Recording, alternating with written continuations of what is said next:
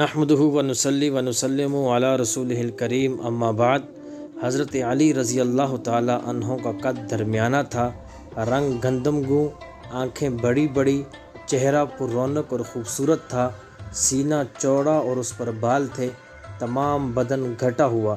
حضرت علی رضی اللہ تعالی عنہ کا علمی مقام یہ تھا کہ آپ کو بچپن ہی سے درسگاہ نبوت میں تعلیم و تربیت حاصل کرنے کا موقع ملا، جس کا سلسلہ ہمیشہ قائم رہا۔ مسند امام احمد میں خود حضرت علی رضی اللہ تعالی عنہ سے روایت ہے کہ میں روزانہ صبح معمولاً آپ صلی اللہ علیہ وآلہ وسلم کی خدمت میں حاضر ہوا کرتا تھا۔ آپ تمام صحابہ کرام میں غیر معمولی تجربہ اور فضل و کمال کے مالک تھے، اور حضور اکرم صلی اللہ علیہ وآلہ وسلم نے آپ کے لیے خصوصی شان بیان فرمائی کہ انا مدینۃ العلم وعلی بابھا، کہ میں علم کا شہر ہوں اور علی اس کا دروازہ ہے۔